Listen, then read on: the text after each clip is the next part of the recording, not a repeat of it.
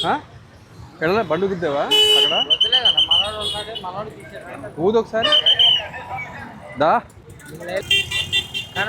మందు first of all మీరు మందు తాగారు.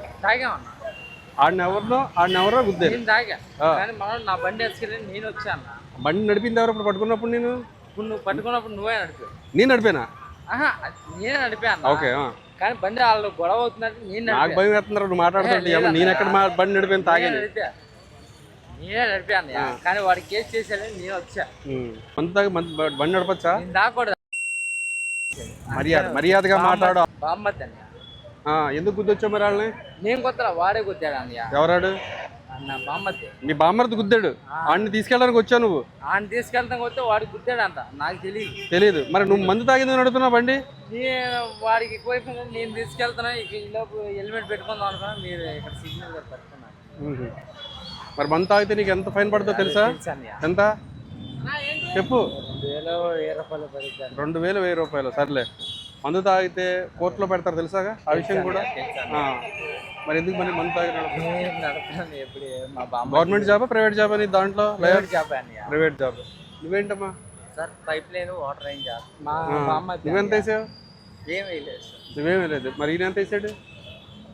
అక్కడ మామూలుగా ఏం తెలియదు సార్. ఏమీ తెలీదా? ఏంటి మందు వేయటం కూడా తెలీదా? నువ్వు తాగించావా? నేనేం ఏపీ లేదండి. నిదానంగా సరిగ్గా నిలబడు. ఎందుకు అమ్మాయిలాగా అలా ఒకరిని తిరిగి? ఏంటి ఇలా కూడా డబ్బులు ఇవ్వచ్చా?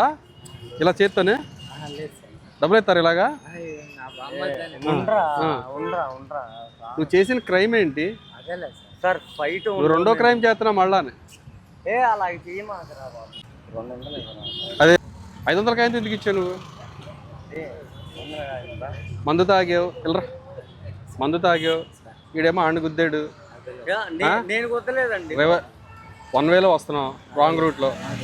హెల్మెట్ లేదు. నాకు తెలిసి నీకు లైసెన్స్ ఉందా లేదా కూడా నాకు లేదు. ఒక్కసారి అండి మేము మొన్న కేసు గురించి పెట్టుకున్నాం సార్. హెల్మెట్ లేదు. అర్థం కావట్లేదు. హెల్మెట్ కూడా ఉంది సార్. ఎంత వేసావు? 90 వేసావా? 3 క్వార్టర్లా? 3 క్వార్టర్లు నిజాయితీ మెచ్చుకుంటున్నాను. ఏంటంటే వేసిన మందు కూడా ఎంత వేసావు కరెక్ట్గా చెప్పేసావు. చాలామంది మందు బాబులు చూశాను నేను. ఎవరో కూడా ఒక హాఫ్ వేసినా కానీ సార్ జస్ట్ ఇప్పుడే సార్ చిన్నదే 90లో సగం ఎంత వేసని చెప్తాను. మాట్లాడు. వీడు మాత్రం 3 క్వార్టర్లు వేసానని ఒప్పుని ఒప్పుకుంటున్నాడు. 3 క్వార్టర్లు వేసావు.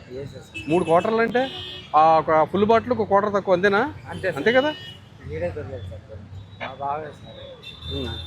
ఏమనుకోమాకండి సార్. ఒకసారి ఇన్ఛార్జ్ సార్. ఒకసారి వదిలేను సార్. కాలాలు నువ్వు చేసిన తప్పుగా 500 వదిలేనా?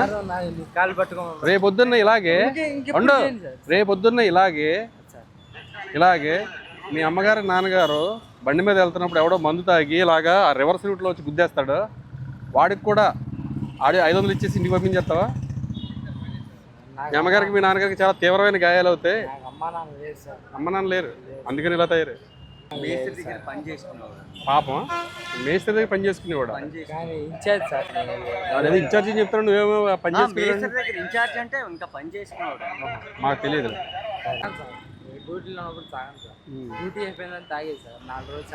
సరేనమ్మా. ఇప్పుడు ఏంటంటే నీకు డ్రంక్ అండ్ డ్రైవ్ కేసు పెడతాము. బండి అయితే మా దగ్గర పెట్టుకుంటాం. నీకు మందు దిగిన తర్వాత రేపు పొద్దున్న రా బండి తీసుకుని వెళ్ది. కానీ నీకు చెప్పేది తింటావా? ఓకేనా? రేపు పొద్దున్న మందు దిగిన తర్వాత తీసిరా. ఓకేనా? ఇప్పుడే కదా మమ్మీ డాడీ ఇద్దరు లేరన్నా? ఇప్పుడు అమ్మ వచ్చింది మళ్ళానే. అరే ఇప్పుడే కదా నీ నోడితేనే కదరా అమ్మ నాన్న లేరన్నావు. మళ్ళీ బాగా చనిపోయారన్నా. గంగూరులో పనిచేసి ఎవరు? మా మామ సార్. ఇప్పుడు అమ్మను మామ అయిపోయింది మళ్ళానే. ఏంటి మార్చేస్తానే వింటారు నువ్వు? చనిపోయారు సార్. మా అమ్మ సార్. ఇప్పుడు అమ్మన్నా మరి వద్దు. నీలాంటి వాళ్ళని అసలు ఎంకరేజ్ చేయకూడదు. అసలు ఎంకరేజ్. ఒక హెల్మెట్ లేకపోయినా కానీ మేము ఒక్కొక్కసారి మేము చూసి చూడనట్టుగా అయితే ప్రెగ్నెంట్ లేడీస్కి కానీ వాళ్ళ హెల్మెట్ లేకుండా వచ్చినా కానీ లేదా ఫ్యామిలీతో వచ్చినా కానీ కొంతమంది వదిలేస్తారు. ఒక్కోసారి ట్రిపుల్ రైడింగ్ కూడా వస్తారు. కొంతమంది బ్లడ్కి ఇచ్చి పాప పడిపోతాడని చెప్పి మధ్యలో కూర్చోబెట్టుకుని అటు ఇటు కూర్చోబెట్టి తీసుకొస్తారు. అవి కూడా మేము ట్రిపుల్ రైడింగ్ కింద లెక్కయ్యాము. That is Vijayawada traffic police. మందు తాగితే మాత్రం పాట తీయించేస్తాం. ఏం చేస్తాం? పాట తీయించేస్తాం మందు తాగి బండి నడిపితే. ప్రజెంట్ అయితే ఇక్కడ ఉండు. ఇప్పుడు నీకు డ్రంక్ అండ్ డ్రైవ్ పెట్టి పంపిస్తాను ఇట్లా ఓకే కొంచెం దేనికి తట్టుకోలేవు 3 క్వార్టర్ల మందు వేయగలిగిన కెపాసిటీ ఉన్నవాడు డ్రంక్ అండ్ డ్రైవ్ పెద్ద మీకు విషయమే కాదు. 3 క్వార్టర్లు అంటే మామూలు కెపాసిటీ కాదు మీది. ఏంటి చేయబట్టుకుంటున్నాను దూరంగా బాబా ఏంటి ఏమన్నా సారీ అబ్బా బాబా ఏం చదువుకున్నా ఏంటది అంటే నాకు తెలియదు ఎంఈసిఎస్ అంటే నిజంగా నాకు తెలియదురా. ఎంఈసిఎస్ అంటారు దాన్ని ఎంఈసిఎస్ అంట. ఓకే ఇంగ్లీష్ బాగొచ్చు నీకైతే. ఒక్కసారి వదిలే అన్నా. For more videos like this, subscribe Big TV channel.